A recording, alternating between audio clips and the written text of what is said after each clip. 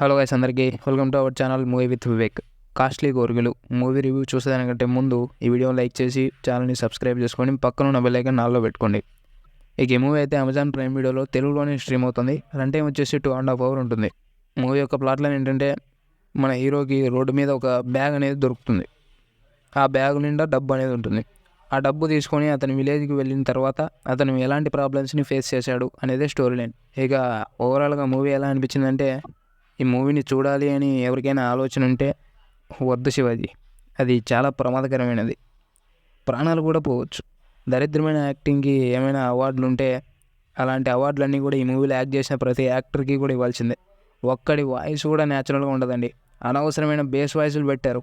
సరే, ఆ బేస్ వాయిస్లు పెట్టినందుకు ఏమైనా లిప్సింగ్కి ఏమైనా సెట్ అయిందంటే అది అసలుకే అవ్వలేదు. ఇక ఆ తర్వాత ఒక పోలీస్ ఆఫీసర్ అయితే బ్యాంక్ మేనేజర్ని ఇంట్రాగేట్ చేస్తూ ఉంటాడు. ఆ ఇంట్రాగేషన్లో బ్యాంకులో పోయిన డబ్బు గురించి తప్ప ఇంకేదేదో మాట్లాడుకుంటూ ఉంటారు. మరి ఎందుకు ఆ ఇంట్రాగేషన్ని చేయడం, ఏం లాభం అక్కడ? ఇక ఆ తర్వాత వచ్చేసి మన హీరో 90% ఆఫ్ ద మూవీ అతనే మాట్లాడుకుంటూ ఉంటాడు. అంటే అలా మాట్లాడుకోవడంలో తప్పు లేదండి, కానీ దానికి కూడా ఒక సర్టెన్ లెవెల్ అనేది ఉంటుంది. ఎంతసేపు తనలో తానే మాట్లాడుకునేకి ఇంకా మిగతా క్యారెక్టర్స్ అన్నీ ఎందుకండి ఇంకా మూవీలో?